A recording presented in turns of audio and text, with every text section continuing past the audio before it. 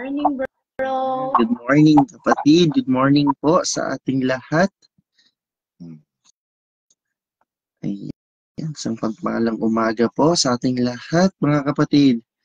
Ayan, tayo magsimula ng mag-tag, mag-share, kapatid. Ayan.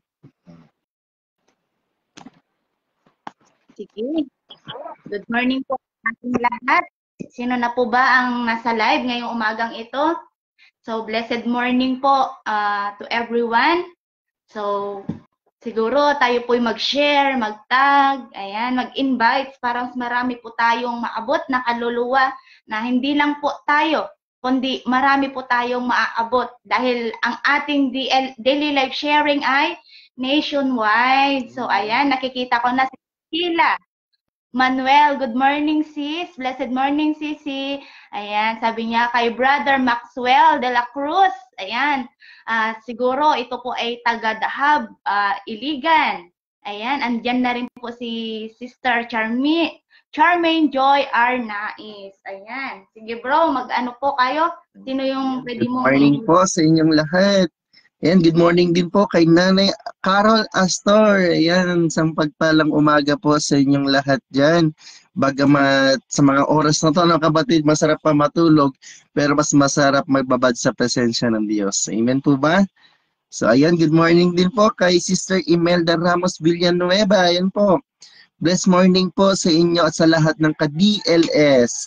Amen. So, good morning po. And of course, sa ating kapatid na si Sister Maricar Galvez. Ayan, good morning po kapatid. Good morning po sa inyong lahat. At sa mga nakatune in dyan, good morning po. Good morning po sa inyong lahat.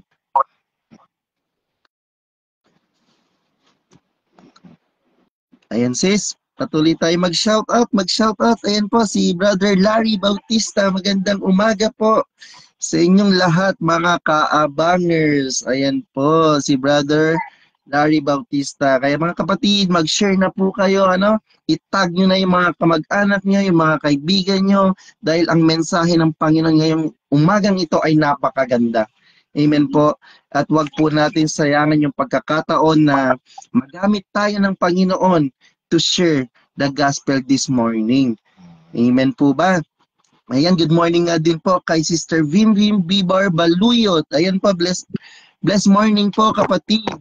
And of course, kay Sister Josephine Tabliso, ayan po, good morning po. Nasaan man po kayo ngayong umagang ito, good morning po. And of course, kapatid, binabati ko rin po ang ating mga pastors na siguro hanggang sa ngayon nagbibiyahe pa rin papuntang Laguna. Ayan, dalangin ko sa Diyos na ingatan kayo ng Panginoon sa inyong pupuntahan. Ayan, good morning po, Pastor Dong, Pastor May, sa buhay po. Pastora Mayet, Pastora Ella, ayan, good morning po sa lahat po ng pastor ng The Hub of Christ and sa lahat po ng connected churches po, good morning po sa inyong lahat. Ayan, sige sis. So, ayan, good morning. Pasensya na po at sineset up ko pa po yung aming camera. So, ayan, habang inaayos po natin ang ating pagsiset up, so magtag na po tayo dyan, tayo po yung mag-share. Ibahagi po natin ang daily life sharing sa ating mga kaibigan. Ayan, tama po ba? Mag-invite, syempre, wag natin mawawalang ating mga pamilya. No? Kasi para sila po ay unang maabot ng ating Panginoon. Syempre, napakahalaga po, no? Napakahalaga na tayo po'y magbahagi sa ating mga pamilya. Bakit? Kasi alam niyo po ba na sila talaga yung una nating may papakilala sa Panginoon. Tama po ba? So, salamat sa Panginoon, Lord. Isang pribileyo talaga na tayo'y andito. Tama ba? So, salamat sa Panginoon dahil ang Diyos ang pumili. No? Ang Diyos ay hindi nagtatangi. Kung sino talaga yung gusto niya, ay talaga hindi mapipigilan dahil yun yung kalooban ng Panginoon. So, andyan na nga po si Brother Alex. Hello? Ito po ay from the Hub of Christ Luna. Tama po ba? Good morning po sa inyo lahat. Ayan kapatid, binabati ko nga rin po pala ang aking kapatid na si Maricar Tamani Dayag, live from Bahrain. Good morning po sa iyo kapatid. Naniniwala ako na this morning, ano gagawin ang Diyos sa buhay mo? Amen. Sister Maria Cristina de Torres. Amen.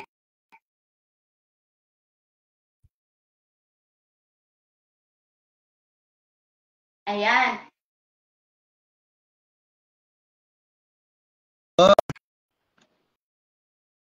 And of course, binabati ko nga rin kapatid, ang ating kapatid, si AJ Cadelinia, bro, good morning po. Nasaan ka man ngayon? Pagpalain ka ng Panginoon.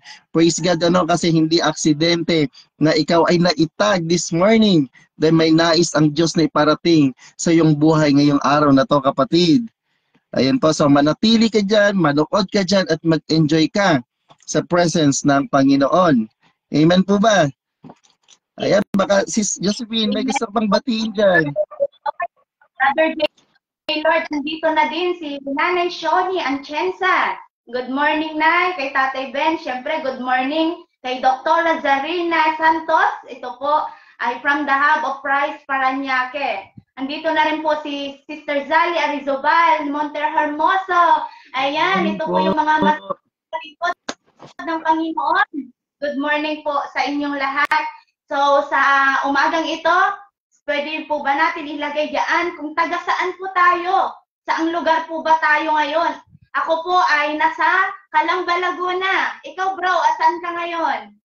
Ako po ay taga Angadanan. Ayan po. Hello po sa mga taga Angadanan dyan. Good morning po sa inyo lahat. Isang malamig na umaga sa inyo lahat. Ayan, binabati ko nga rin kapatid nyo, yung aking pinsan na nanonood ngayon, si Lovely Vidal. Good morning sa iyo kapatid. Good morning po. Ayan. Ayan.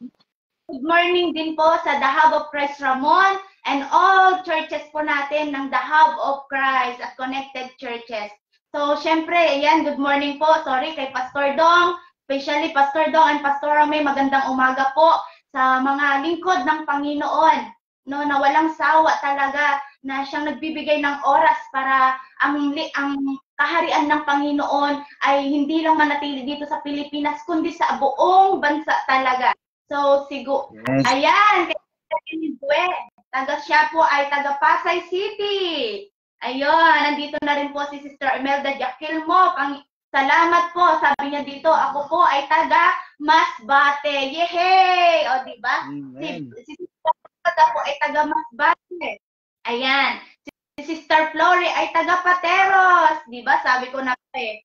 So, iba-iba po talaga tayo. Iba-iba tayong lugar. Pero alam niyo po ba, kahit malapit, walang malayo sa Panginoon. Dahil kaya-kaya niya po tayong pag-anuhin. Kaya niya po tayong ng Panginoon. Amen. Amen po ba, brother? Correct ka dyan, kapatid. Totoo yung sinabi mo, walang malayo, walang malapit sa Panginoon. Kaya praise God dahil sa mga ginagawa niyang ito, talagang makikita natin yung pagkilos ng Diyos. Kasi ito rin tamang panahon, ito rin panahon na tayo ay mas lalong lumapit sa Kanya, mas lalong magpakalago sa Kanyang salita. Kaya kapatid, tag your friends na, tag your family. Ayan, binabati ko nga rin kapatid, ang si Ma'am Faye Marayag Lampad. Ayan, good morning po sa inyong lahat. Alam ko na nag-open ka na sa tindahan mo. Pagpalain nawa ng Diyos ang iyong groceries. Amen. Nagamitin ng Diyos yan na mas marami pang blessings na dumating sa iyong buhay. So I speak blessings kapatid sa iyong negosyo. And good morning nga din po kay Sister Flor de Lisa Rojas Raquel. Ayan po, good morning po. At kay Sister Marilyn Gomez Bungag. Wow, praise God kapatid. Good morning po sa inyo lahat dyan sa The Hub of Christ, Angadanan. Ayan sa pamumuno ni Pastora Ella, kay Brother June, kay Sister Jenica, kay Sister Ella, kay Sister Betty, Sister Angelina, at sa lahat po ng kapatiran sa The Hub of Christ, Angadanan, isang pinagpalang umaga po sa ating lahat. And bro, so andito na rin po si Sister Rasiram Imanat Gayad from watching from Middle East daw siya bro. Tignan mo, di ba? Taga-ibang bansa talaga, meron Middle East, Bahrain, no? So dito na rin po, marami tayong kasama dito ngayon sa live na from Pasig, no? Andito na rin si Sister Yolanda Hiyaw from Parañaque, sabi niya po. Ayan, good morning Pastor Bim, Pastor Bim Bim, no? Ayan, si Sister Gina Cruz at Bakuli from LCCM Bunguan, Batangas, no? Ito po ay sila Pastor Joe, Pastor Jason. So good morning po sa mga lingkod ng so ayan brother, at tayo siguro. Sige po, continue lang po kayo na mag-share, mag-tag, mag-invite po sa ating mga kapatid. At mga kapatid, sige, pagpatuloy nyo, ilagay nyo lang po sa comment box kung taga saan po kayo, no? Para sa ganun ay maabot po. Sasabihin nila, taga roon pala ako. No, meron pala akong kababayan nanonood na sa BLS. Tama ba? So, mas lalo malakas. So, ayan. Before po tayo mag-start, siguro, humingi muna tayo sa Panginoon ng panalangin para samahan niya tayo sa umagang ito. Tama po ba? So, sige, tayo po'y panandali ang yumuko at tayo dumulog sa Panginoon.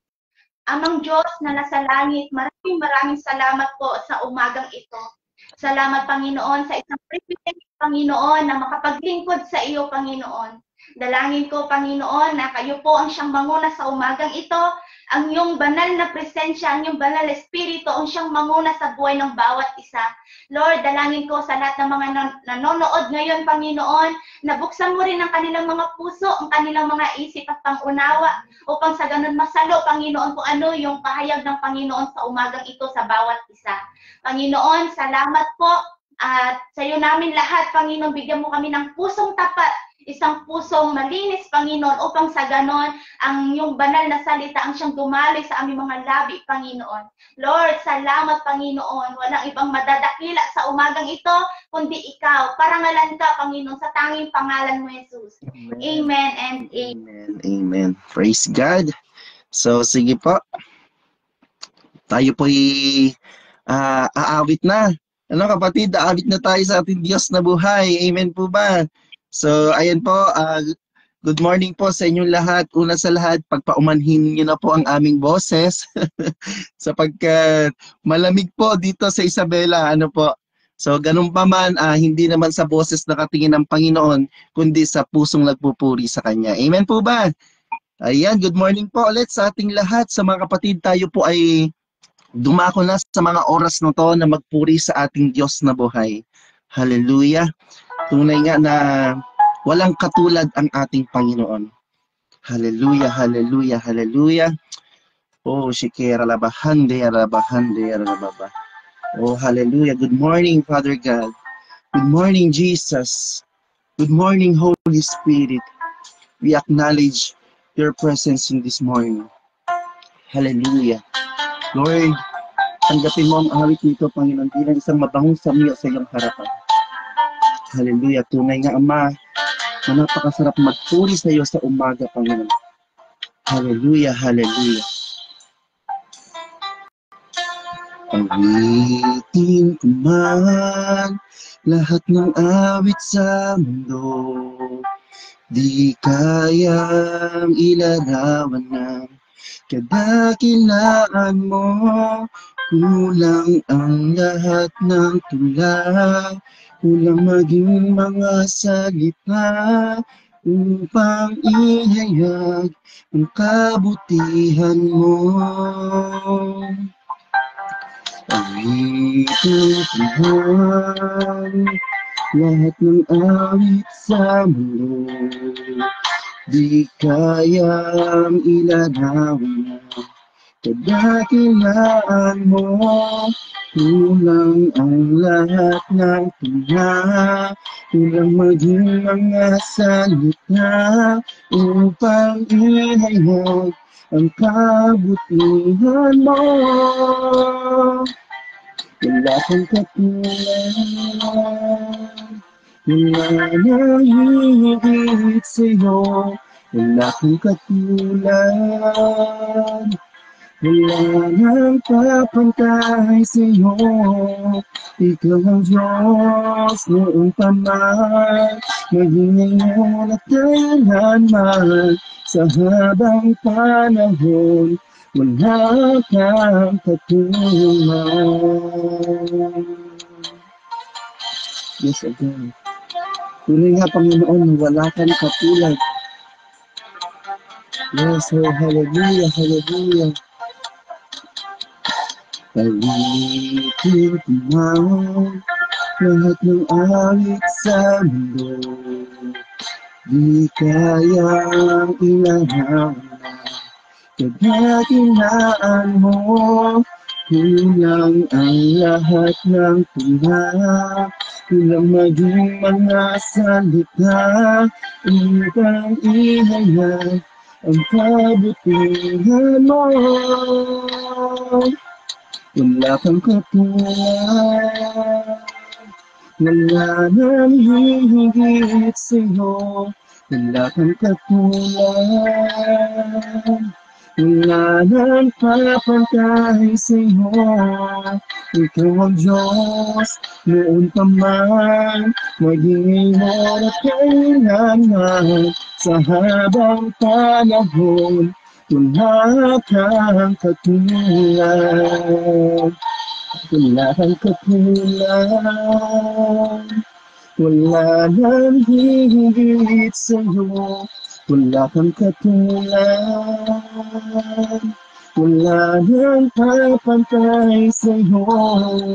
Ikaw ang Diyos, noon pa man, maging ngayon at kailanman. Sa habang panahon, wala kang katulad, wala kang katulad, wala kang katulad. Wala nang hihigit sa'yo, wala kang katulad. Wala nang papantay sa'yo. Ikaw ang Diyos, noon pa man, maging ngayon at kailanman. Sa habang panahon, wala ka katulad. Sa habang panahon, wala kang katulad. Sa habang panahon, wala kang katulad. Oh, wala kang katulad.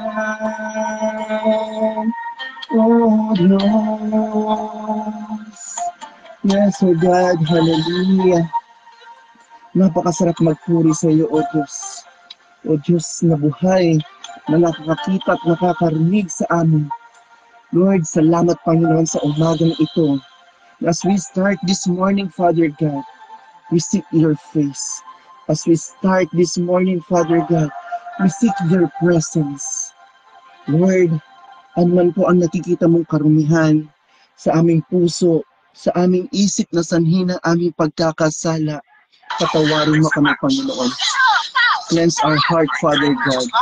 Cleanse our mind, Father God. Purify our heart. Purify our mind, Panginoon. Upang sa ganun, Panginoon, anuman po ang mensahe mo ngayong umagang ito ay aming matatanggap, Panginoon. Anuman ang mensahe mo ngayong umagang ito, Panginoon, ay aming malakaran, Panginoon. Lord, thank you, Panginoon, sa kalinisan na ito, Panginoon. Buksan mo ang aming pandinig, buksan mo ang aming pangunawa, upang sa ganun anuman ang mensahe mo ngayong umagang ito ay aming maunawaan at matanggap, Panginoon, at higit sa lahat malakaran sa aming mga buhay. Thank you, Father God. Anoint us, Father God, sa buhay ng aking kapatid, Sister Josephine, at sa buhay ko po na iyong lingkod, Panginoon.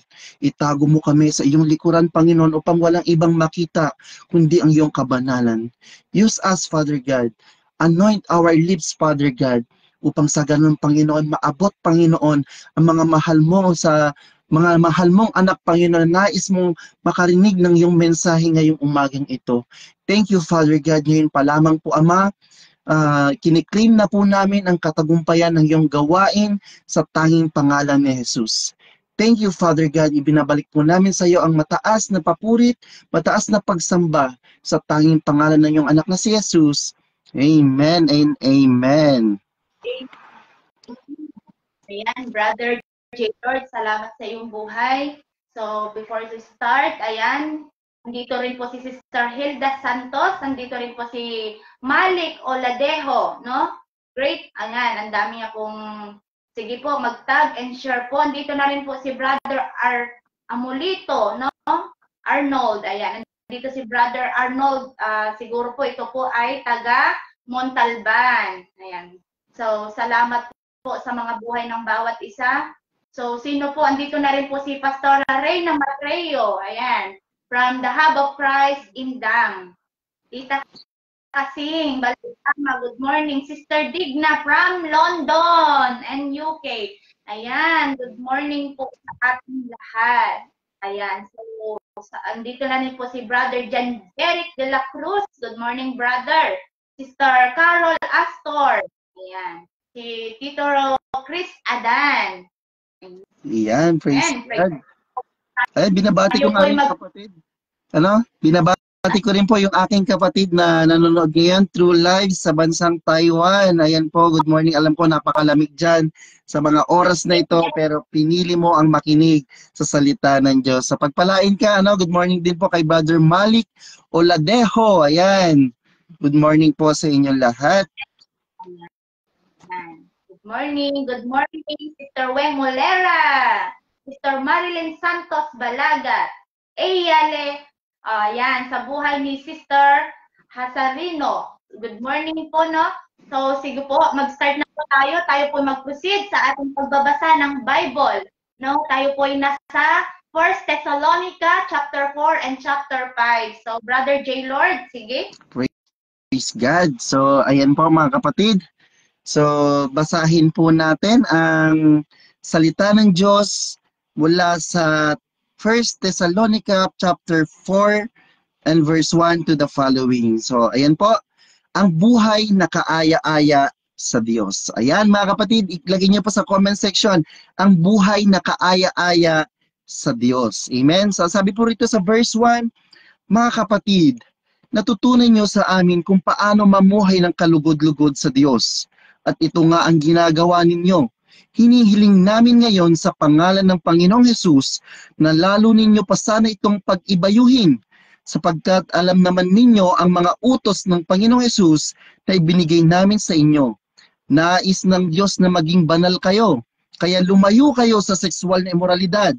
Dapat ay matutong makitungo ang bawat isa sa asawa niya at sa banal at marangal na pamamaraan, at hindi sa makamundong pagnanasa katulad ng ginagawa ng mga hindi kumikilala sa Diyos, upang sa ganoon, hindi kayo makakagawa ng masama o mananamantala ng kapwa, dahil parurusahan ng Diyos ang sino mang gumagawa ng mga ito. Tulad ng sinabi na pinaalala namin sa inyo noon pa, tinawag tayo ng Diyos para mamuhay sa kabanalan, hindi sa kahalayan. Ang sino mang hindi sumusunod sa mga utos na ito ay hindi sa tao sumusuway, kundi sa Diyos na nagbibigay sa inyo ng kanyang banal na spirito.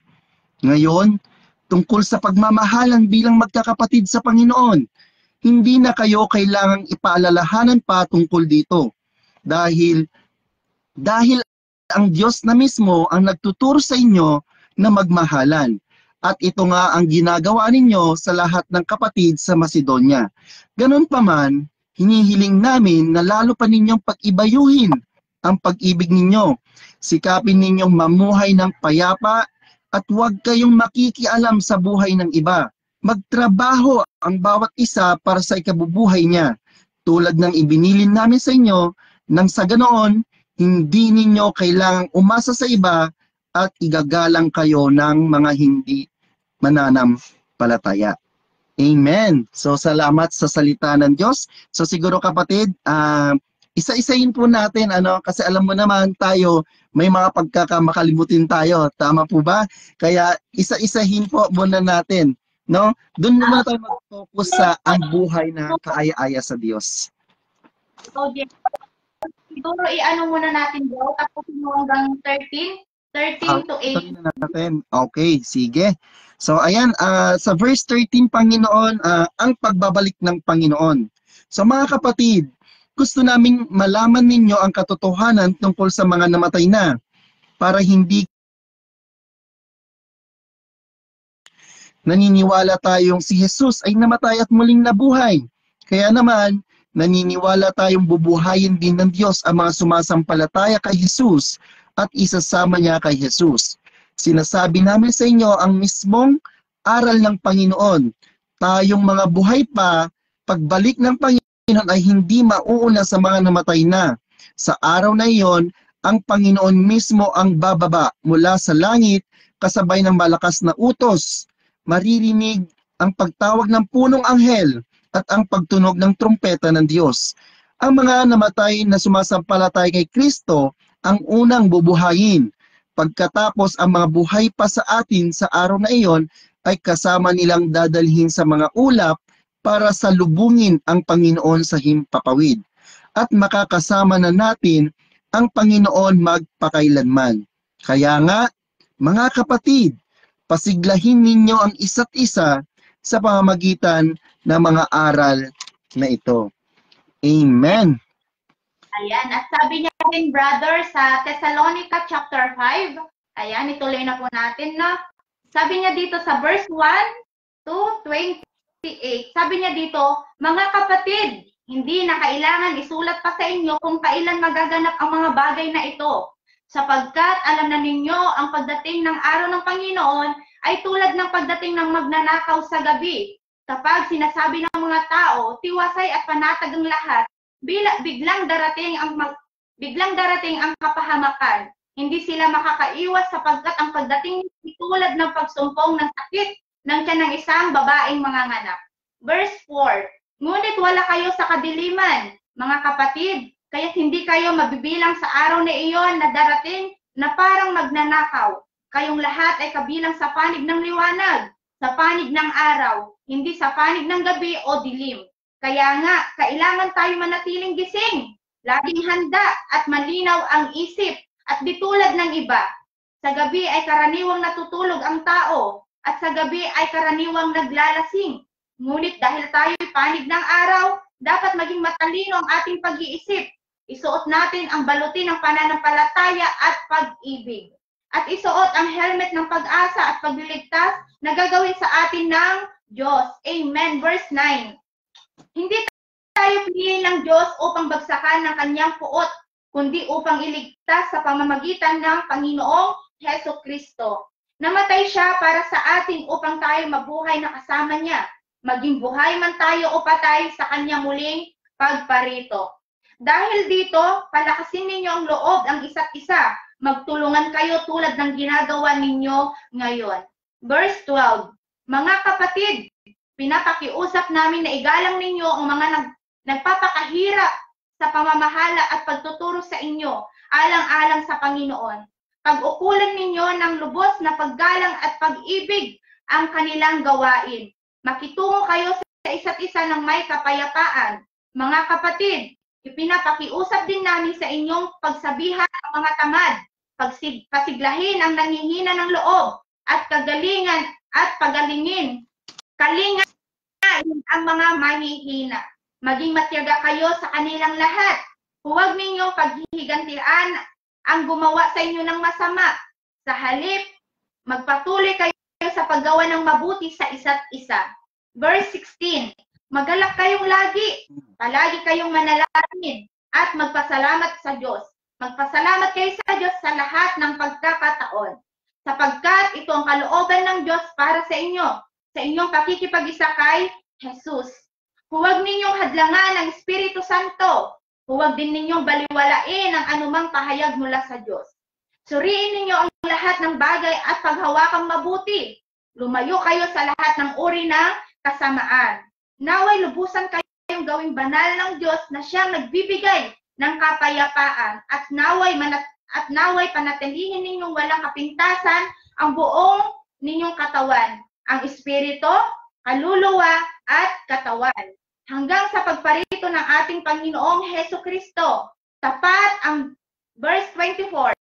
Tapat ang tumawag sa inyo at gagawin niya ito. Mga kapatid, ipanalangin din ninyo kami. Batiin ninyo ang lahat ng mga mananampalataya bilang mga minamahal na kapatid kay Kristo. Inaatasan ko kayo sa pangalan ng Panginoon na basahin ang sulat na ito sa lahat ng mga kapatid. Last verse. Sumainyo nawa ang kagandahang loob ng ating Panginoong Heso Kristo. Salamat po sa salita ng Panginoon. Sige po, Brother J. Lord. Salamat. Amen. Praise God. So ayan po, dun sa binasa po natin kanina mga kapatid, sa 1 Thessalonica chapter 4 verse 1, ang sinabi puro doon, ang buhay na kaaya-aya sa Diyos. Ano nga po ba ang buhay na kaaya-aya sa Diyos mga kapatid? So konting trivia lang po, ang author po ng 1 Thessalonica and 2 Thessalonica ay wala pong iba kundi si Apostol Pablo, na maaaring kasama niya po si Silas at si Timoteo, no, na nagsulat nito. At kailan po isinulat ang aklat ng Thessalonica mga kapatid? No? Ito po ay isinulat noong panahon ng 50 AD.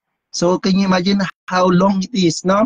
Kung gaano katagal na ito. AD can stand for Anno Domini, which means in the year of the Lord. No, it is used to label years after the birth of Jesus Christ. So ano po ang layunin mga kapatid ng chapter 4? In chapter 4 dun sa binasa ko, may dalawang layunin ang chapter na ito, Panginoon.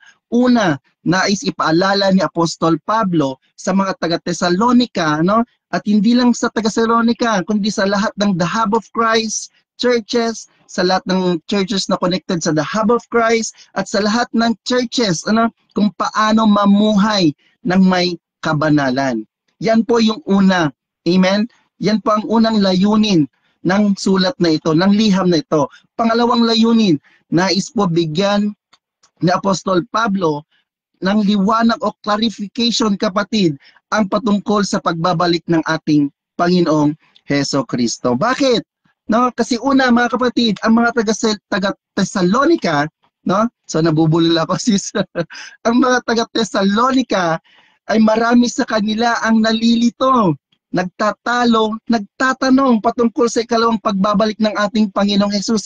And I believe mga kapatid, maging sa panahon po natin ngayon, maraming mananampalataya ang nagtatalo, nagtatanong, nagtataka, at hindi naniniwala patungkol sa pagbabalik ng ating Panginoong Hesus. Amen? Kasi alam mo kapatid, Sis Josephine, according to my experience, may mga tao kong na-encounter na ang pagtanggap sa ganitong usapin, sa kanila ang ikalawang pagbabalik ng Panginoon daw ay tapos na. It's already done daw ang pagbabalik ng Panginoon. At sa iba naman, sa ibang mananampalataya naman, ang pagdating ng ating Panginoong Hesukristo ay coming soon. So parang sinehan lang, coming soon. Amen? So kaya this morning mga kapatid, matutuldukan na, ang haka-haka, ang agam-agam, at higit sa lahat ang pagtatalo patungkol sa usaping ito. Dahil ngayong umagang ito mga kapatid, matutunghayan natin at maririnig po ninyo mismo sa inyong mga tenga ang katotohanan patungkol sa pagbabalik ng ating Panginoong Hesus.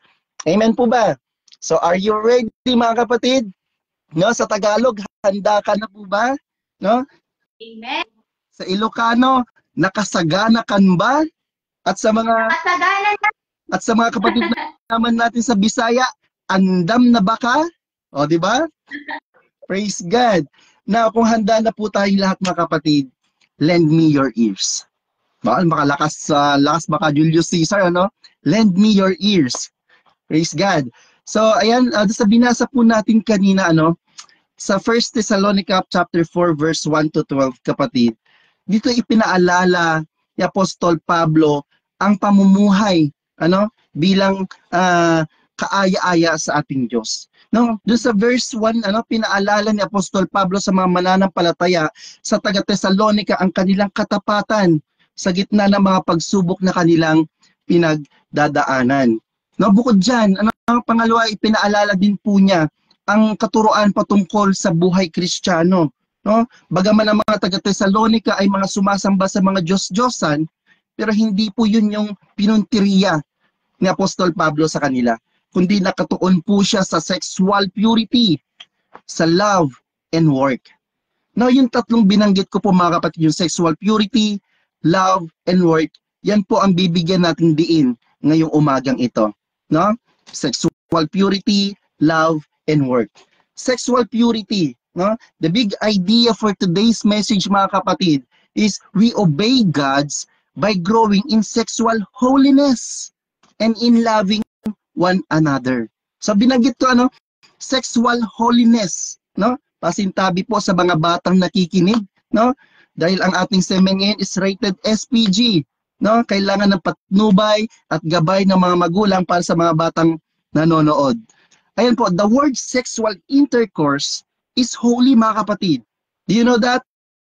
The word sexual intercourse is holy and it is a gift from God to human beings.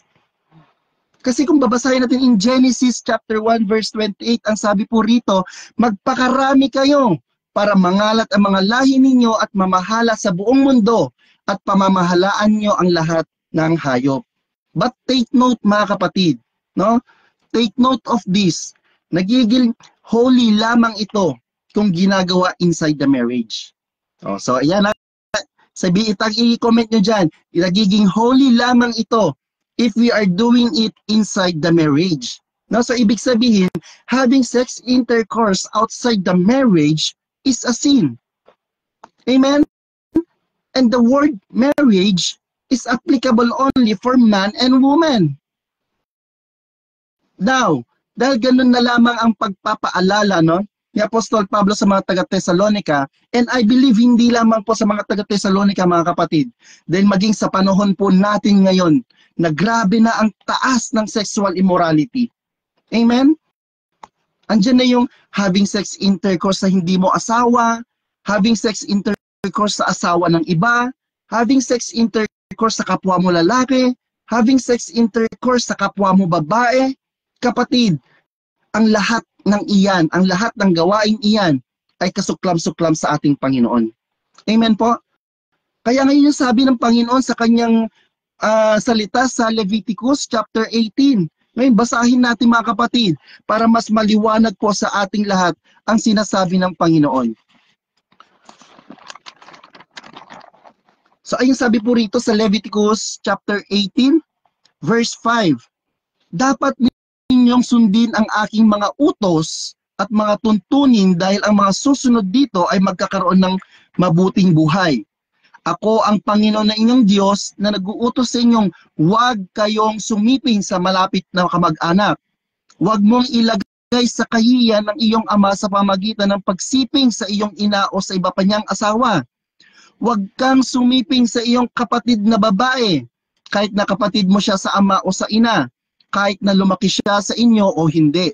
Huwag kang sumiping sa iyong apong babae dahil magbibigay ito sa iyo ng kahihiyan.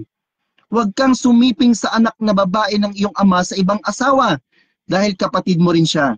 Huwag kang sumiping sa iyong tiyahin na kapatid ng iyong ama o ina. Huwag mong ilagay sa kahihiyan ng iyong tiyuhin sa pamagitan ng pagsiping sa kanyang asawa dahil tiyahin mo rin siya.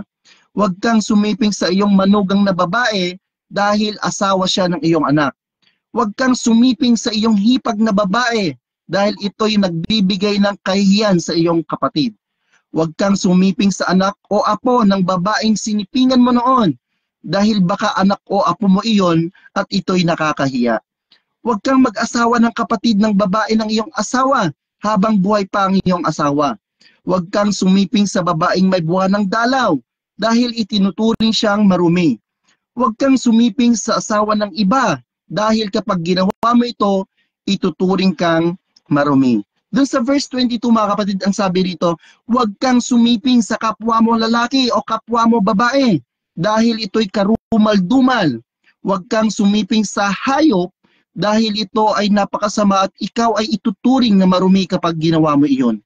Huwag ninyong dumihan ang inyong sarili sa pamagitan ng paggawa ng ganitong mga gawain dahil ito ang nagpaparumi sa mga taong pinaalis ko sa lupaing ibinigay ko sa inyo. So praise God, mga kapatid, napakaliwanag po ng mensahe ng ating Panginoon ngayong umagang ito. Mga kapatid, yung mga binanggit ko kanina, inuulit ko po, ang ganitong gawain ay kasuklam-suklam sa harapan ng Diyos. Ang mga ganitong gawain ang siyang nagpaparumi sa tao. Instead, mga kapatid, we must grow in sexual holiness. Ito yung sinasabi sa 1 Thessalonica chapter 4 verse 3 to 8. Amen? Ang sabi po rito, basahin natin 1 Thessalonica 3 to 8. Ang sabi niya, nais ng Diyos na maging banal kayo. Kaya lumayo kayo. The word lumayo, kapatid. Kaya lumayo kayo sa sexual na immoralidad. Dapat ay matutong makitungo ang bawat isa sa asawa niya sa banal at marangal na pamamaraan at hindi sa makamundong pagnanasa katulad ng ginagawa ng mga hindi kumikilala sa Diyos. Upang sa ganoon, hindi kayo makakagawa ng masama o mananamantala ng kapwa. Dahil parurusahan ng Diyos ang sinumang gumagawa nito. Tulad ng sinasabi na pinapalan namin sa inyo noon pa. Tinawag tayo ng Diyos para mamuhay sa kabanalan at hindi sa kahalayan. Ang sinumang hindi sumusunod sa mga utos na ito ay hindi sa tao sumusuway kundi sa Diyos na nagbibigay ng kanyang banal na spirito. So napakaliwanag mga kapatid, lumayo. Hindi ang tukso ang lalayo sa'yo, kundi ikaw. Di tulad ng kanta ni, sino yung kapatid? Si Imelda ba yun na, o tukso, layuan mo ako? Di ba? Kaya nga maraming pamilya ang nasira. No? Kairami ng winasak na tahanan. Di ba? Because of that mga kapatid, dahil sa simpleng hindi mo paglayo sa tukso, nasira ang iyong pamilya. No? Yan lang po ay isang dahilan ng ating pag-disobey sa ating Panginoon. Yan ang isa sa mga resulta ng kasalanan. Amen po ba? So instead, we must grow in sexual holiness. Amen po ba? We must grow in sexual holiness. Instead, we grow in loving one another. Amen? Take note ha, sinabi dito, grow in loving one another. Hindi po sinabing loving one another. Ibang usapan po yun, kapatid. No? Kasalanan po yun. To love more than your wife is not good. Amen po ba? Kaya itag nyo na mga kapatid ang kailangan makarinig ng mensahe ng Panginoong ito. Amen? Brother J. Lord, may gusto lang po ako idagdag. Alam mo, tama yung sinasabi mo eh. Pero alam mo ba, sabi din dito sa verse 8, bigyan ko lang po ng diin, no? Na kaya nga, sino mang humahamak sa aral na ito ay humahamak hindi sa tao, kundi sa Diyos na siyang nagkakaloob sa atin ng kanyang espiritu. Minsan hindi maunawaan po ng mga ibang tao, no? Na akala nila ang salita ng Panginoon ay basta-basta lang, no? Pero ba, ang salita po ng Panginoon, sabi po dito sa verse 18, kaya nga palakasin ninyo ang loob ng bawat isa sa pamamagitan ng salitang ito. So ang salita ng Panginoon ay nakakapagpalakas, nakakabuhay, no? Nagkakaroon ng pagkakataon dahil sa salita ng Panginoon. So sabi pa dito, no bro, sabi niya dito na hindi sa tao kundi sa Diyos sa Diyos na nagkakaloob ng Espiritu Santo. So kapag ang salita ng Panginoon ay hinamak natin, hindi pala tayo sa tao nagkakasala. Bakit? Kundi ang Panginoon. Kasi po, ang salita po ng Panginoon ay ito po yung Diyos. Diba sabi niya sa John 1:1 na ang salita ay ang Panginoong Hesus Kristo. Iisa ang Diyos at ang salita. So kapag hinamak pala natin ang salita ng Panginoon, ay mismong hinahamak pala natin ang Panginoong Hesus Kristo. No? Kasi ang salita ng Panginoon ay napakabanal. No? So sabi dito, tinawag ng Diyos upang mamuhay ng kabanalan, hindi sa kahalayan. So tinawag na tayo ng Panginoon upang maging banal, hindi upang hindi maging hangal, no? Banal na tayo sa paningin ng Panginoon. So napakahalaga po ng salita ng Panginoon talaga na binabasa natin book by book talaga. Tama ba, bro? Praise so God. Salamat sa bro. Salamat. Ayan. So yung mensahe ni Apostol Pablo, ang maging banal tayo pagdating sa sexual, Kasi alam niyo mga kapatid, hindi niyo po ba alam na inyong katawan ay templo yan ng Diyos? Because the true temple is not the church, but it's your body. Diyan nananahan ang banal na spirito ng Diyos. Kaya nga, sabi, pakabanalin mo ang iyong katawan sapagkat ang iyong Ama ay banal. So, be holy mga kapatid, dahil ang ating sinasamba ay banal. Amen po ba? So use your body, gamitin mo yung katawan mo, para maparangalan ang ating Diyos na buhay. Amen po ba? Now, doon sa pangalawa, dumako na tayo sa pangalawang point, yung love. No? Ito yung binanggit na Apostol Pablo sa 1 Thessalonica chapter 4 verse 9 to 10. Ang sabi po niya rito mga kapatid, ngayon, tungkol sa pagmamahalan bilang magkakapatid sa Panginoon, hindi na kayo kailangang paalalahanan pa tungkol dito. dahil ang Diyos na mismo ang nagtuturo sa inyo na magmahalan. At ito nga ang ginagawa ninyo sa lahat ng kapatid sa Macedonia. Ganoon pa man, hinihiling namin na lalo pa ninyong pag-ibayuhin ang pag-ibig ninyo. Amen. Praise God, ano kapatid, and glory to God. Kasi itong binanggit dito, ito yung eksaktong nararanasan natin sa ating mga kapatiran. Tama? Andyan yung pagmamahalan, andyan yung nagtutulungan, sama-sama, at higit sa lahat, nagdadamayan sa lahat ng pagsubok sa ating buhay at nagagawa lamang natin yan dahil sa tulong ng banal na spirito na ipinangako ng ating Panginoong Jesus. Amen, kapatid? Amen, brother. No, so ang ganda talaga ng binasa mo, brother, no? So dugtungan pa natin, no? Salamat sa Panginoon. Sabi nga, brother, sa binasa mo sa verse 10, at ito na ang ginagawa ninyo sa mga kapatid, buong Macedonia. Gayon man, ipinapakiusap namin na sa inyo na mga kapatid na pag-ibayuhin pa ang inyong pag-ibig. Ibig sabihin, brother, no? Andun na yung pag-ibig, no? Ng mga mananampalataya. Pero sabi ni Apostle Pablo na pag-ibayuhin pa. Ibig sabihin, may itataas pa, may i-grow pa. Ano kaya ibig sabihin nito? No? Siguro, ang sinasabi dito ni Apostol Pablo, pag-ibayuhin mo, mas higit pa. Bakit? Kasi kapag yung pag-ibig mo lang ay ibinigay mo sa kapatid mo, mauubusan tayo. Yes. Pero kapag sabihin na ibayo, no? Kundi, sabi dito bro sabi dito na ibayuhin. So, ibig sabihin, dying to self. Kailangan natin mamatay sa sarili natin. Para ano? Para maibigay natin sa mga kapatid yung pag-ibig ng Diyos na ilinagay sa atin ng Panginoon. Dahil alam mo ba, brother, kung sa sarili lang natin yung pag-ibig na ito at hindi natin inibayo, no, hindi natin pinag-grow sa Panginoon, kakapusin tayo eh. Dying to self, brother, lagyan ko lang ng background. Dying to self ay hindi madali. Tama ba? Kasi ang dying to self, ibig sabihin, kailangan mo munang sumunod bago ka mamatay sa sarili. Ang tanong, madali po bang sumunod sa Panginoon? No. Iyan po ang pinakamahirap na gawain ng isang mananampalataya, yung sumunod. No? Bakit? Kasi kailangan mo munang mamatay sa sarili mo bago ka makasunod sa kalooban ng Panginoon. Pero bakit tayo nakakasunod, brother? No, yun yung tanong.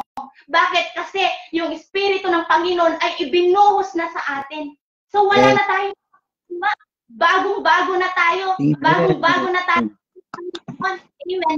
So, napakaganda rin no, brother, na sabi, ibayuhin. So, kailangan meron pang i-grow. So, bago natin hindi ka makakapag-grow, hindi mo maiiba yung pag-ibig mo sa iyong kapatid kung wala ang pag-ibig ng Diyos sa buhay mo. Correct ka dyan. Dito, tama ba, brother? Correct. No? Napakaganda ng Panginoon. Habang nangangaral, nabubulay-bulay tayo, talaga ang Diyos ang nagre-reveal. No? May revelasyon talaga ang Panginoon eh. So, yung dying to self, no, kailangan talaga natin mamatay muna sa sarili natin para masunod natin kung ano yung kalooban ng Panginoon. Kasi habang nabubuhay tayo sa flesh natin, brother, hindi natin masusunod kung ano yung layunin, kung ano yung kalooban ng Panginoon. Kasi nananangan pa tayo. Pero kapag ang Panginoon, pinapasok natin sa puso natin, yung pag-ibig ng Diyos, siya yung naglalagay dito. Kaya natin nakakayanan lahat. No? Sabi nga, I can do all things through Christ who is strengthened me. Kaya tayo nakakasunod dahil sa lakas na tulong ng Panginoon sa ating mga buhay. No? So bro, salamat sa sharing mo. Sige, pagpatuloy ka. Siguro, anong oras na ba? It's already 5:51. Minutes na lang bro. So sige, pagpatuloy ka kung ano pa yung pwede mong i-share at tutugtungan na lang. Sige. So dumako na tayo sa pangatlong point. Ano kapatid? Yung work, sabi nga niya. Nasabi sa verse 11, 11 to 12, sikapin ninyong mamuhay ng mapayapa at huwag kayong makikialam sa buhay ng iba. Magtrabaho ang bawat isa para sa ikabubuhay niya, tulad ng binilin namin sa inyo. Nang sa ganoon, hindi nyo kailangang umasa sa iba at igagalang kayo ng mga hindi mananampalataya. So nag-highlight ako kapatid dun sa binasa ko. Ang una kong hinhighlight dun is ang mamuhay ng payapa. So ibig sabihin, lumayo tayo sa gulo. Amen? Sapagkat ang mga anak ng Diyos ayaw sa gulo. No? Yung pangalawa, huwag makikialam sa buhay ng iba. Dagita, shout out sa mga Marites and Marion. Shout out po sa mga chismosa at chismosa. Magbago na po tayo. Amen po ba? So ayan, napakaliwanag sa salita ng Panginoon, huwag makikialam sa buhay ng iba. So pakitag nga mga kapatid, yung makakilala nyo ng marinig po niya ang katotohanan at ang katotohanan ang siya magpapalaya sa kanya. Amen po? Amen. Ayan, sa pangatlo, sabi niya, magtrabaho. No, magtrabaho kapatid, huwag tatamad-tamad. Amen po ba? O may kakilala ka bang ganyan kapatid? Baka kailangan mo nang i-mention yan. Ayan, sabi niya, huwag tatamad-tamad kasi ang sabi ng Panginoon, huwag pakainin ang tamad. Amen. Pangalawa, sabi niya, ay pangatlo, hindi umasa sa iba. Huwag umasa sa iba kapatid. No, wag puro si mama at si papa na lang. Wag puro si daddy at si mami na lang, nagkaasawa at nagkaanak ka na, no? Pero sa magulang ka pa rin nakasandal. No, that's not good mga kapatid. Ngayon pa lamang po mga kapatid, wag na tayong umasa sa ating Panginoon. At at ito yung pinakahuli mga kapatid, sa pamagitan to kapag ito nagawa natin, igagalang po tayo ng ating Panginoon. Amen po? Amen, brother.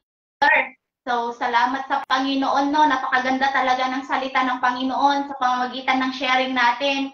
Pero, praise God na kahit siguro kulang talaga yung isang oras sa ating dalawa, no? So, mapalad talaga tayo. So, bigyan din natin ng diin kung ano yung sinasabi ng 1 Thessalonica chapter 5 kasi grabe yung revelasyon ng Panginoon dito, no? Tama ba, bro? Amen. So, sige, itatagdag ko kasi sige lang pag ano. So, ayan. So, itutuloy ko pa ba sis? Mukhang maubusan na tayo ng oras. Parang ang hirap pala, no? Ang hirap magpahayag ng salita ng Diyos, lalo na kapag nandun yung pagsama ng Holy Spirit. Dire-diretso, hindi mo mamalayan yung oras. Amen? So, ayan, naka 5:54 AM na tayo. So 5:55 na. So 5 minutes na lang kapatid ang natitira sa atin. Amen. So ngayon bibilisan na po natin dumako na po tayo sa susunod na mga kapatid, yung ang pagbabalik ng Panginoon. Amen. So basahin ko muli mga kapatid, gusto naming malaman nyo ang katotohanan tungkol sa namatay na para hindi kayo magdalamhati gaya ng iba na wala pang pag-asa. Naniniwala tayong si Jesus ay namatay na at muling nabuhay. Kaya naman, naniniwala tayong bubuhayin din ng Diyos ang mga sumasampalataya kay Jesus at isasama niya kay Jesus. Sinasabi namin sa inyo ang mismong turo ng Panginoon. Tayong mga buhay pa, pagbalik ng Panginoon ay hindi mauuna sa mga namatay na. Sa araw na iyon, ang Panginoon mismo ang bababa mula sa langit kasabay ng malakas na utos. Maririnig ang pagtawag ng punong anghel at ang pagtunog ng trumpeta ng Diyos. Ang namatay na sumasampalatay kay Kristo ang unang bubuhayin. Pagkatapos ang mga buhay pa sa atin sa araw na iyon ay kasama nilang dadalhin sa mga ulap para salubungin ang Panginoon sa himpapawid. At makakasama na natin ang Panginoon magpakailanman. Kaya nga mga kapatid, pasiglahin ninyong isa't isa sa pamagitan ng mga aral na ito. So praise God. Sa verse 13, kapatid, ano ang sabi dito? Itinuro ni Apostol Pablo na huwag magdalamhati, na huwag ubusin ang oras at panahon para magdalamhati. Bagkos, i-enjoy po natin ang buhay natin na may kagalakan dahil ang pangako ng Diyos, kapatid, ay ating maaasahan. Amen po? Kaya nga sa mga kapatid natin na nakakaranas ng ganitong sitwasyon, shout out po sa iyo ang mensahe ng Panginoon, get up! Bumangon ka! Magpatuloy tayo sa paglilingkod sa Panginoon dahil ang sabi sa verse 18, kaya nga mga kapatid, pasiglahin ninyong isa't isa sa pamagitan ng mga aral na ito. So hindi po aksidente na pakikinggan mo ang aral nito kapatid dahil nais ng Diyos na bumangon ka, tumayo ka mula sa pinagkakahigaan mo. Wipe your tears, sabi niya, huwag mong hayaan na malunod ka sa luha mo, kundi magalak ka sapagkat yung mga mahal mo sa buhay na nasa piling niya ng Panginoon ay nagdidiwang na. Amen? Kaya huwag ka magpakalungkot. Amen? Kaya get up ang sabi ng Panginoon sa ating umaga ngayon. Amen po ba? Kaya nga kapatid, your labor is not in vain. No? So habang hindi pa dumarating ang ating Panginoong Hesus, yes, tama kayo, ano? Habang hindi pa dumarating ang Panginoong Hesus, meaning hindi pa po tapos yung second coming. So ayan, narinig nyo na ha, hindi pa po tapos ang second coming. No? Mangyayari lamang ito, kapatid, kapag binuhay na ang mga patay at bababa mula sa alapap ang Panginoong Hesus at ang lahat ng nilalang, kasama ka, kapatid, kasama ka nanonood dyan, kasama ako na nagpapahayag ng salita ng Diyos, ay makakasaksi sa pagbaba ng ating Panginoong Hesus. Amen po ba? Kaya kung handa ka na, mga kapatid, sa pagbabalik ng ating Panginoong Hesus, magpatuloy ka. Amen? At kung hindi pa, kapatid, simulan mo na. Work out your salvation. Amen? Kasi ang Panginoon, grabe ang pag-ibig sa atin. John 3:16. Amen? For God so loved the world that He gave His only begotten Son, that whoever believes in Him should not perish but have everlasting life. So work out, kapatid, work out your salvation. No, John 14:6, Jesus says, I am the way and the truth and the life. No one comes to the Father except through me. Amen. So napakasimple lang po ng ating gagawin sa ating pagtanggap, sa ating pananampalatay, sa ating Panginoong Hesukristo. Nandun po yung pagsunod sa kanyang kalooban. Amen po ba? So praise God. Ayan. Salamat, brother. Napakaganda ng mensahe ng Panginoon, no? So, talagang, sabi may nababasa ako dito, go, go, go. So, pwede po tayong mag-overtime, mga kapatid, no? So, 6:00 na. So, bigyan natin ng kung ano yung sinasabi ng 1 Thessalonica chapter 5, no? Pero bago doon, ayan, salamat, brother, Lord. Napakabuti ng Lord sa buhay mo, no? Ayan. Glory to God, kapatid. Ayan. Salamat sa buhay mo. No, so sabi kasi dito na sa araw na iyon, sabi dito na mga kapatid, sabi dito namin mga minamahal, ang katotohanan tungkol sa mga namatay. Parang i-summarize ko na lang to, bro, no, yung binasa mo. Sabi, wag na daw tayo magdalamhati. Yes. Patong mga namatay na. Kasi nga, andun na, nasa piling na sila ng Panginoon.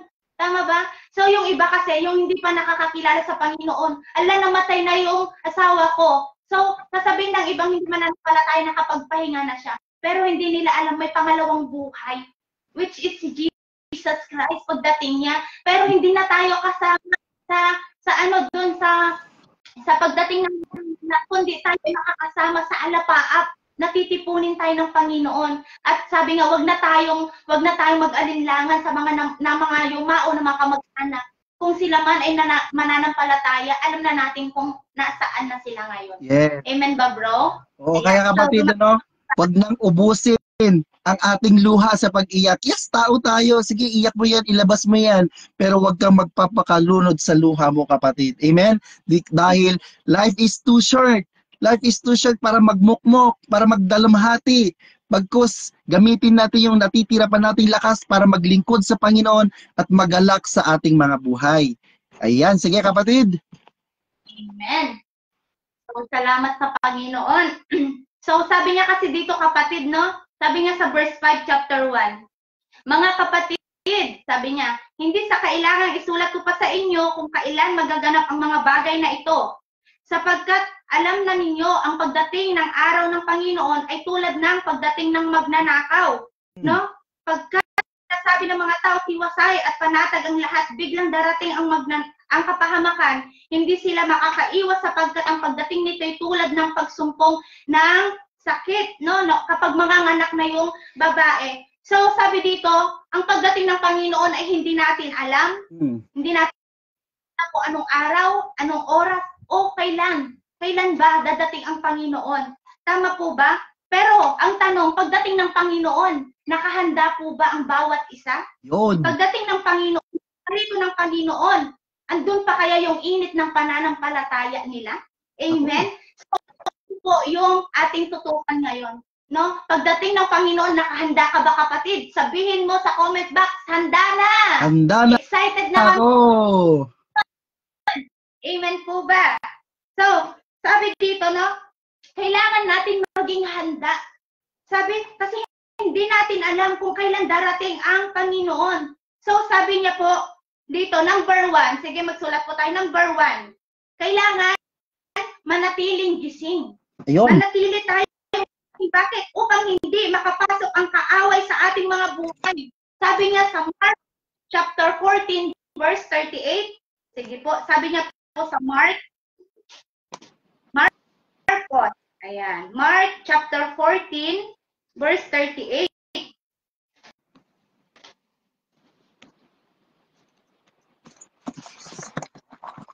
Sabi niya po dito.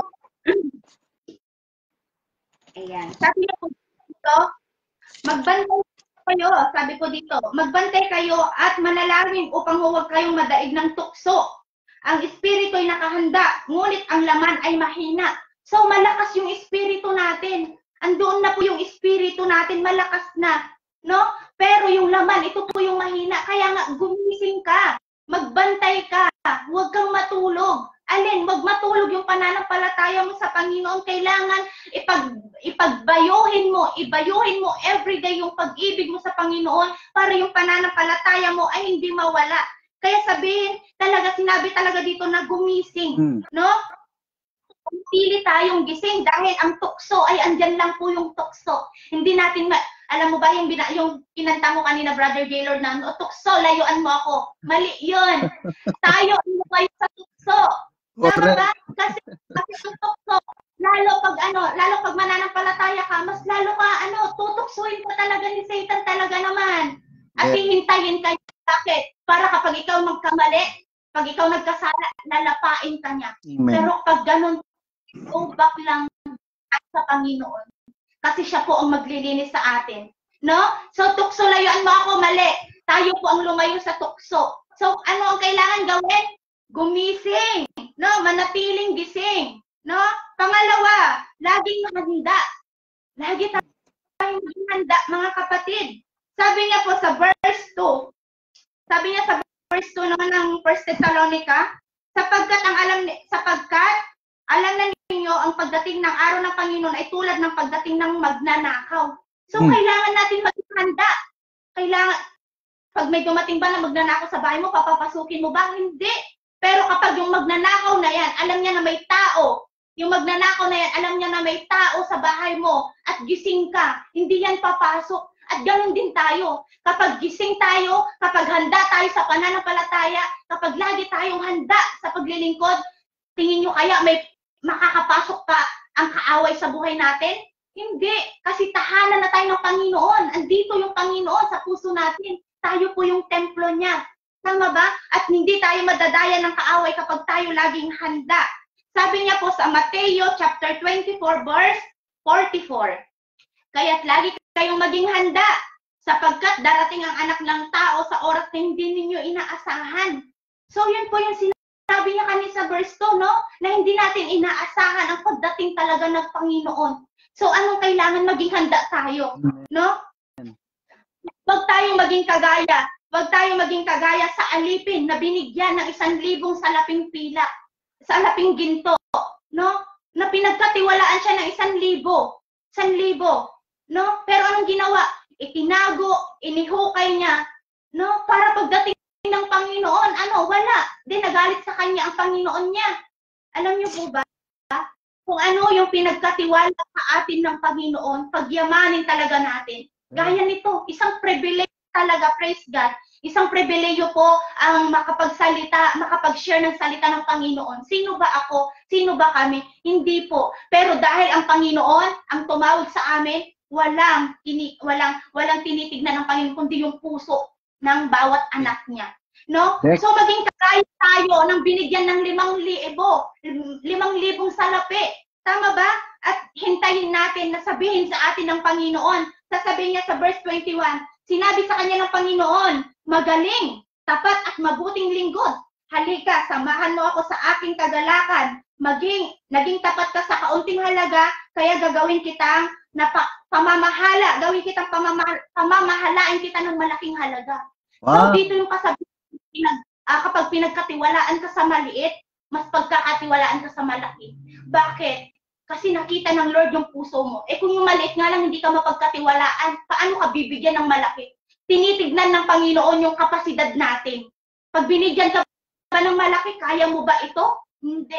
Baka yan ay yung kakapahamak mo. Kaya kapag may hinihingi tayo sa Panginoon at hindi pa dumadating, magpasalamat pa rin tayo. Bakit?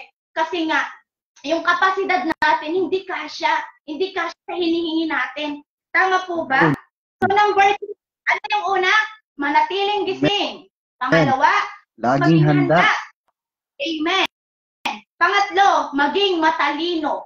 Sabihin mo nga dyan, Oh. maging matalino. Maging matalino. Sabi niya sa verse 8, ngunit dahil tayo'y panig ng araw, dapat maging matalino ang ating pag-iisip. Isuot natin ang baluti ng pananampalataya at pag-ibig, at isuot ang helmet ng pag-asa, ng pagliligtas na gagawin sa atin ng Diyos. So maging matalino tayo sa pamamagitan ng pananampalataya at pag-ibig ng Panginoon. Sabi niya po dito sa Mateo chapter 25 verse 1 to 4, no? Sa-summarize ko na lang po ito. Ito po yung talinghaga ng 10 dalaga. Ang kaharian ng langit may tutulad dito. May 10 dalagang lumabas upang sumalubong sa lalaking ikakasal. Bawat isa'y may dalang ilawan. Ang lima sa kanila ay hangal. 5 hangal. Ang 5 naman ay matatalino. Ang mga hangal ay nagdala ng kanilang mga ilawan, ngunit hindi nagbaon ng langis. Ang matatalino ay nagbaon ng langis bukod pa sa kanilang mga ilawan. So saan tayo dito? Doon tayo sa 5 matatalino. Huwag po tayo sa 5 hangal. Ano po, bakit naging hangal itong mga 5 babae na ito? No? Bakit? Kasi nasatisfied na sila yung ilaw lang nasa kanila. Hindi po ba itong ilaw? Nasa kanila na po ang Panginoon eh. Mananampalataya na po sila. Nakakilala na sila sa Panginoon. Kasi sa kanila po yung ilawan. Pero bakit hindi na natili yung ilawan na iyon? Bakit naubos? Kasi hindi sila nag-grow. Kaya nga sabi kanina, ibayuhin yung pag-ibig. Ibayuhin yung pananampalataya. Pag ibayuhin mo yung pananampalataya natin sa Panginoon. At alam niyo po ba mga kapatid na nasa live, maging kagaya tayo ng 5 babaeng matatalino. No? Hindi sila na-satisfied yung ilawan lang nila, kundi nag-grow talaga, nagbaon sila ng langis. Bakit? Para pag maubusan sila, meron silang gagamitin. Alam niyo po ba, para sa akin, ang langis na ito ay nagsisimbolo ng pananampalataya. No? Pagdating ba ng Panginoon, sabi ko kanina, nakahanda ka ba? Yung langis mo, nakahanda ba? Kapag dumating ang Panginoon, so yung langis natin, huwag natin hayaan na maubos yung langis. Huwag natin hayaan yung pananampalataya natin ay andak-andak, kukurap-kurap.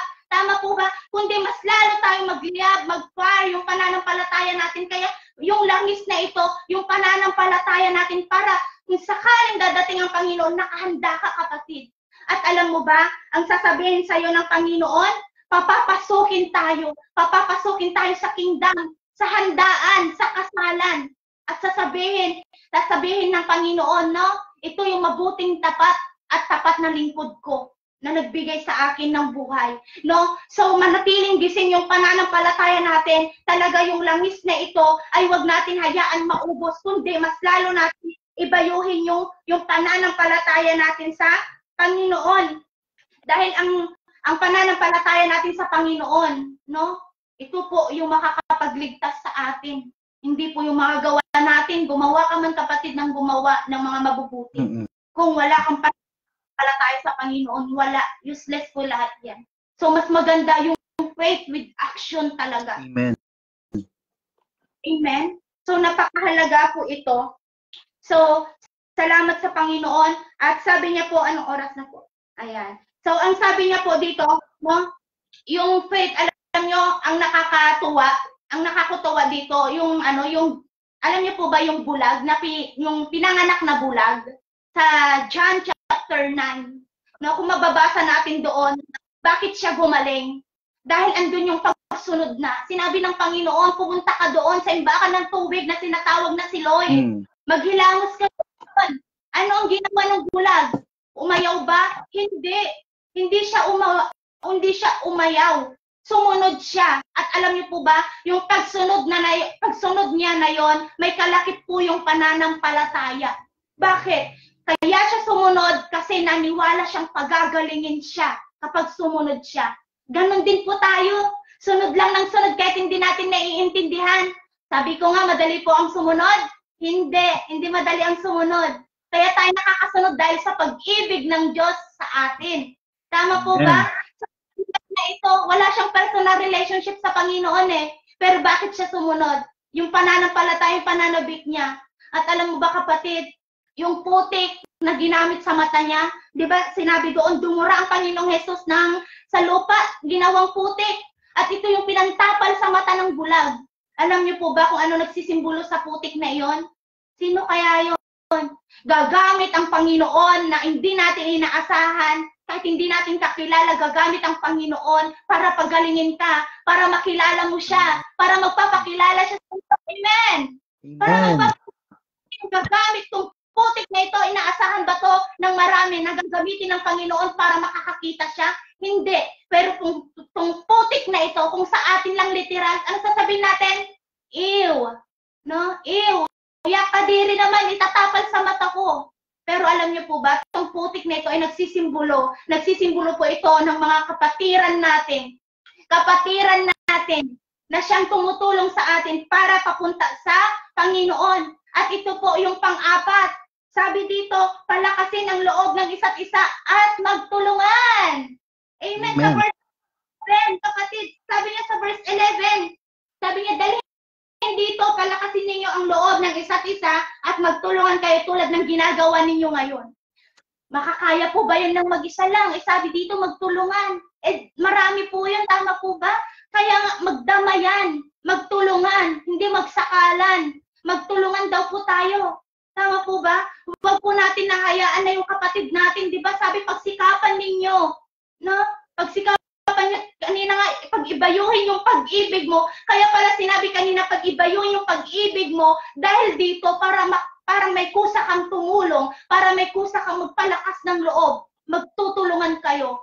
Amen po ba? Kasi isang walis tingting na isa lang, hindi yan makakawalis. Pero pag madami po itong magagawa at ganun din po tayo sa Panginoon. Kapag tayo ay naghalo, kapag tayo ay nagkaisa, yung isang unity, alam nyo, marami tayong magagawa at ang salita ng Panginoon ay mapapahayag natin kahit saan tayo magpunta.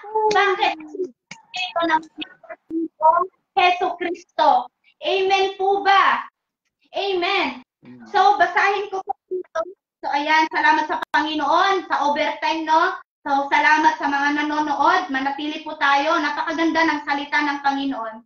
Sabi niya po sa verse 12, mga kapatid, ipinapakiusap namin na igalang ninyo ang nagpapakahirap sa pamamahala at pagtuturo sa inyo alang-alang sa Panginoon. Ano daw po ito ang igalang natin? Ito itong mga pastor natin, ito yung mga leaders natin. Bakit? Kasi sila yung namamahala, sila yung nagpapakahirap, especially kay Pastor Kasmorame. Madali po ba yung pagpunta nila sa ibang bansa? Hindi po. Pero bakit po nila yung ginagawa? Para po yun sa atin, para lumawak yung kapasidad natin na hindi lang tayo dito sa Pilipinas, kundi sa ibang bansa. Amen po ba? Ayan yung mga pastor natin. Ano po sabi niya sa verse 13? Pag-ukulan ninyo sila ng lubos na paggalang. Ano daw po yung ibibigay natin sa kanila? Lubos na paggalang at pag-ibig. Dahil sa kanilang gawain. Makitungo kayo sa isa't isa na may kapayapaan. Ano sabi dito? Kapayapaan, hindi gulo. Kapayapaan. Bakit? Kasi pag walang kapayapaan sa pagsasama ng mga mananampalataya, madali lang yan masisira. Kaya nga andyan yung Panginoon. Kaya nga andyan sa gitna natin ng Panginoon para ang Panginoon ang siya ang nagbibigay, siya ang talagang minumold talaga tayo ng Panginoon para mahubog tayo. Lalo yung pag-uugali natin, tama po ba? Sabi niya po dito, ayan, sabi po dito sa verse 16, no? Ayan, sabi dito sa verse 16, magalak kayong lagi. Magalak ka lang ba sa sarili mo? Hindi po. maging kagalakan natin na tumulong sa iba, maging kagalakan natin na mapagalak din ang iba, wag lang natin sarilinin yung kagalakan natin. Ano pa sabi sa verse 17? Palagi kayong manalangin. Palagi tayong manalangin. Ito yung ginagawa natin sa 24/7. Amen? Walang humpay na pananalangin natin sa Panginoon. Bakit hindi tayo nagsasabi, mga kapatid? Kasi umaasa po tayo sa Panginoon na siyang nakakapagbigay na higit ng ating inaasahan. No? Kaya tayo nananalangin at huwag lang po tayo, ito ang maganda sa 24/7, mga kapatid.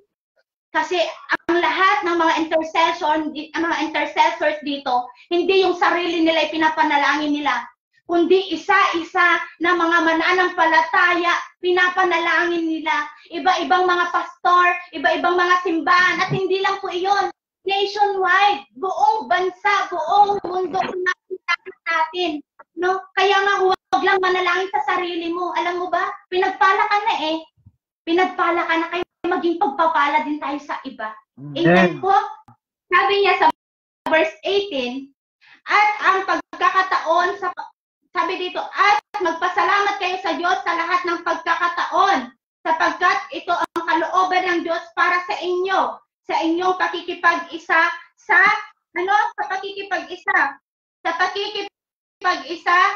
sa Diyos. No? So, basahin po natin yung Pilipos chapter 4. Sabi niya po dito sa Pilipos. Pilipos chapter 4, verse 6. Ay, hindi, wait lang.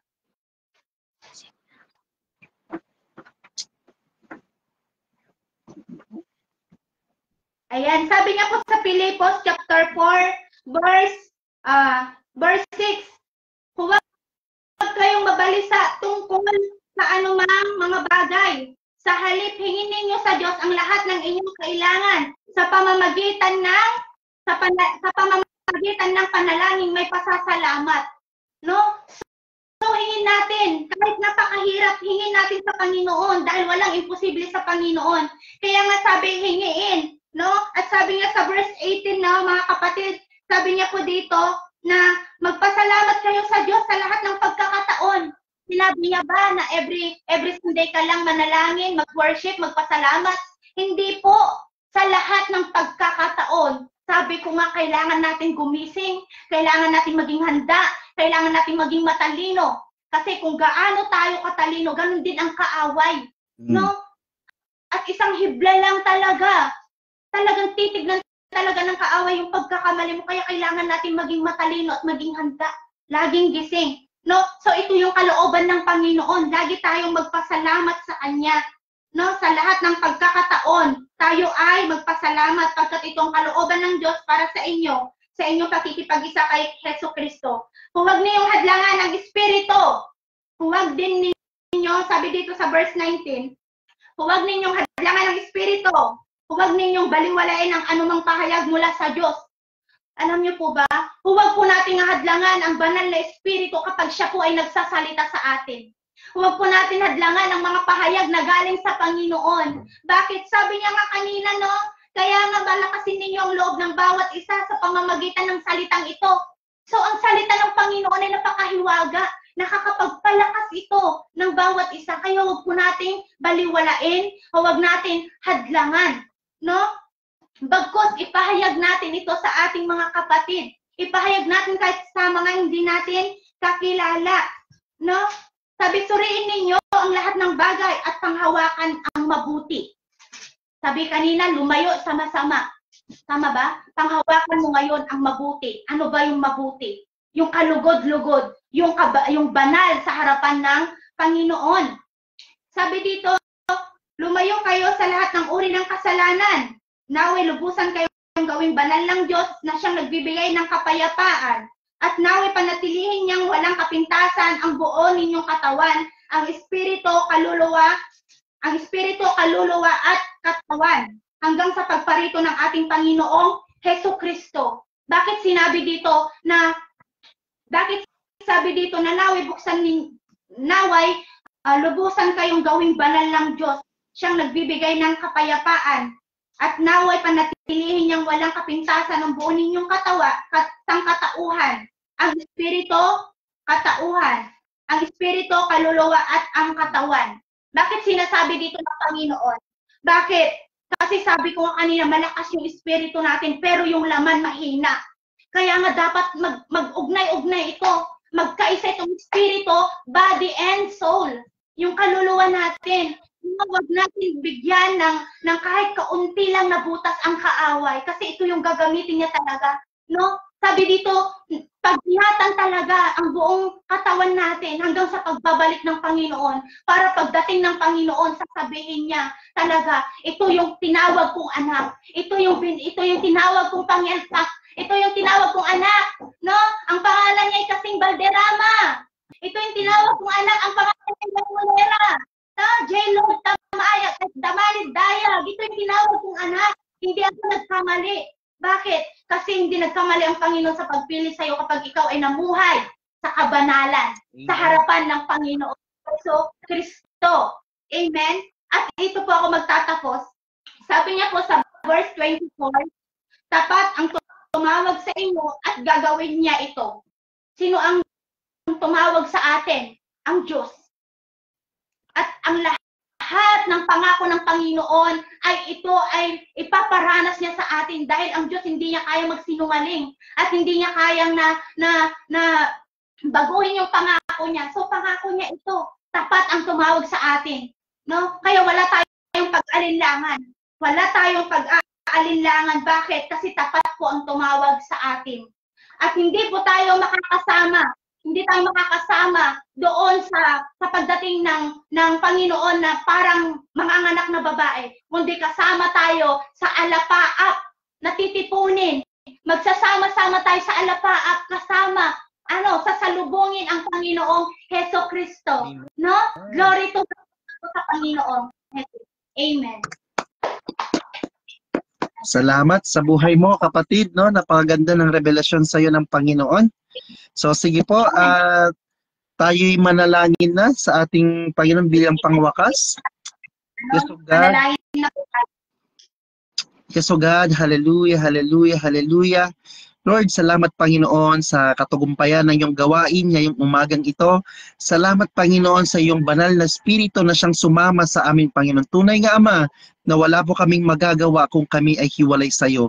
Dahil nakakatayo lamang kami Panginoon dahil sa tulong mo. Dalangin ko O Diyos ng mga binhi na naihasik ngayong umagang ito sa bawat puso ng mga kaluluwang nakakarinig, sa bawat kaluluwa na nagre-replay, Panginoon, dalangin ko, O Diyos, ng mga binhing ito ay tumubo at mag-ugat sa kanilang mga puso upang dumating man ang bagyo, dumating man ang pagsubok sa kanilang mga buhay, ito ay hindi basta mahuhugot, kundi ito ay mananatiling nakatayo. Kaya Lord, salamat Panginoon, pagpalain mo ang iyong mensahe, Panginoon, ngayong umagang ito na mabuksan, Panginoon, sa katotohanan ang lahat ng makakarinig at makakapanood ng iyong mensahe ngayong umagang ito. Salamat, Father God, patuloy mong pagpalain ang mga gawain mong katulad nito sa daily life sharing. And today is your miracle at ang kapit pandasal, Panginoon, at sa lahat po, Panginoon, mga platforms na ginagamit mo upang magpahayag ng iyong banal na salita. Dalangin namin, O Diyos, na samahan mo ito, samahan mo ng iyong himala, samahan mo ng iyong kababalaghan, Panginoon, dahil ang tao ay Thomas Faith. To see is to believe. Kay Lord, dalangin ko, O Diyos, ang pagsama mo sa mga anak mo na patuloy na naglilingkod sa iyo hanggang sa kanilang huling hininga. Thank you, Father God. Pagpalain mo ang mga buhay, Panginoon, na mga kapatiran namin na sa iba't ibang bansa. Dalangin ko, O Diyos, na ma-enkwentro kanila sa kanilang mga buhay, Panginoon, na sa kanilang pagbalik sa bansang Pilipinas ay may daladala silang patotoo na ang Diyos ay buhay, na ang Diyos ay dapat sambahin sa espiritu at katotohanan. Salamat, Panginoon.